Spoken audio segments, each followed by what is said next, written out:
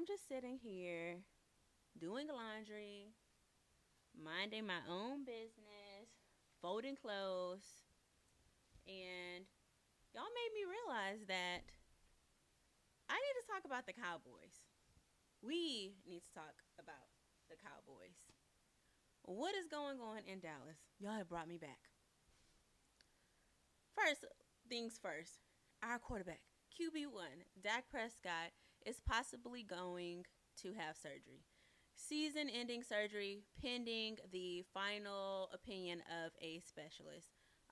If Dak is having this surgery, I think that it's a good thing. Of course, it's horrible that he was injured, but if he needs surgery, I think that it's best for him to have that surgery, get it out of the way, and start his healing process, whatever that may look like for him. As far as, everyone's saying, oh, he got paid. This is terrible because he got paid, and now look at him. Look what's happened. Guys, come on. I'm sure that Dak did not plan on getting hurt. Who plans to have a season ending injury or injury at all for that matter? So I think that sometimes we just need to have a heart and a little bit of compassion. Dak has been through a lot. I've said it before. And this is just something that unfortunately happens in football. And he's gonna just have to go through the motions and get healed. But in the meantime, the team is going to have to keep going. We have a tough battle uphill facing these other teams. One that is at home tomorrow against the Philadelphia Eagles. Let's get into it. I won't say, oh, the Cowboys are just terrible. They're a terrible team. I think they are not. We have a lot of skilled players, and we are just not using them to the best of their capability. Some of them are not performing to the best of their capability. The Cowboys need to think of a way to win against the Philadelphia Eagles tomorrow, and they are going to have to keep things perfect, darn near perfect on both sides of the ball. Starting with the defense. Let's start with our defense. Our defense is just plainly going to have to step it up. I know that we've been missing Micah Parsons and D-Law, but I thought that Eric Kendricks, I'm not going to take anything away from him, but I really want him to step up tomorrow in tomorrow's game like I think that he can. Overshown can't do it all by himself. We need some of the other guys to step up. If not, it's going to be a long game for the Cowboys again, like we've seen time and time this season. The Eagles have Saquon Barkley. The Eagles have Kellen Moore. The Eagles have A.J. Brown. Our defense has to be on their perfect tip-top game. Kellen Moore knows us like the back of his hand. He knows that our edges are weak. So their running back, Saquon Barkley, or heck, even the running quarterback, Jalen Hurts, can hit those edges and get a couple of yards, if not, heck, further down the field on us than we would like. So we're going to have to stop that run. We need our pass rush to be present. We need our pass rush to step up tomorrow. We need them to put pressure on Jalen Hurts so he makes mistakes. So he makes mistakes. So that he doesn't have those perfect throws downfield to A.J. Brown. Because we know if he gets it down there to A.J. Brown, it is a very good chance that he's going to score. Not saying that,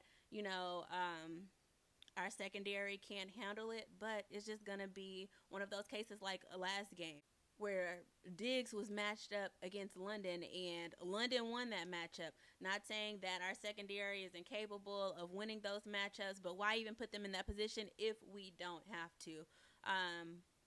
They didn't do bad last game, but I just saw where there was definitely room for improvement. Again, defense, please. I know you're not going to have a perfect game, but please just stop the run. Secondary, do your job, win those matchups. A little bit last week, y'all were getting mixed up on that footwork. All the other guys, the defenders, they would do a little switch up, and they were gone. They'd win that matchup. I need something different this game. I need them to be shut down. If it comes to Trevon Diggs and A.J. Brown, I need Trevon Diggs to win that matchup. If there's a ball in the air, I need Trevon Diggs snatching it out of the air. Now time for our offense. Really, I would love to see Trey Lance and Cooper Rush get a shot in this game just to see what Trey Lance is capable of. Cooper Rush, I feel like he's a safe quarterback. He's going to do what they say, and not in that sense, but he's going to stick to the script. Trey Lance is a little bit more versatile. He can run, he can pass. He's quicker on his feet. So we need every option that we can get in this game. And I don't want them to put Cooper Rush in and just say, just because Cooper Rush is in and he, has this chemistry with the team, that's all we're going to try. What do we have to lose at this point? Put Trey Lance in, let him get some reps in, and let's see how he does in this game. On that same token, our O-line is going to have to step up and do their job. No more of those missed blocks. I know that everyone's talking about Zach Martin is beat up. Well, Zach Martin is still playing. Zach Martin hasn't quit. Zach Martin hasn't retired. If you're going to be in the game, you need to give it your best. You need to go your hardest. If you can't, then it may be time to look at other options because you're failing yourself and you're failing your teammates. Rico Dowdle had an opportunity, and this is one example, to run it up the middle last game, and there was some misalignment there. And one thing I can really respect about Rico Dowdle, oftentimes in his play, he'll do a reverse. When this play seems to be over and, that block was missed by Zach Martin, he did a reverse, tried to check the inside, but at that point, it was too late. I say all that to say, O-line, step it up, please. I don't know if it's going to be Rico Dowdle in all day tomorrow or Ezekiel Elliott. I know a lot of people have strong feelings about Ezekiel Elliott. Is he capable? Is he not?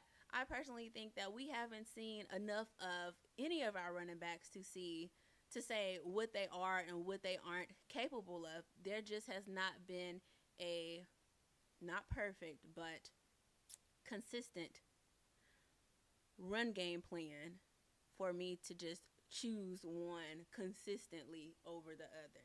They just have to be used to their strengths when put in. They can't be put in and everybody's guessing. As far as our options at wide receiver, CeeDee Lamb, but pretty much with teams openly admitting that they are trying to lock up CeeDee Lamb, that they're doing double coverage, we can count on almost 99, 100% sure that they're going to double team CeeDee Lamb tomorrow, and we're going to have to look at Jalen Tolbert or Jake Ferguson as options. And again, with that being said, our O-line is going to have to do their job and hold those defenders back long enough for, I almost said Dak. He's not going to be there for Cooper Rush or Trey Lance to make a game time decision in that pocket and throw the ball either to Ferguson or Tolbert. And going back, I just forgot about this. Not really, but kind of. Tush push. The tush push is almost, I want to say 98% effective. We know that if Jalen Hurts get there and they do that tush push, he's getting through. They're getting there.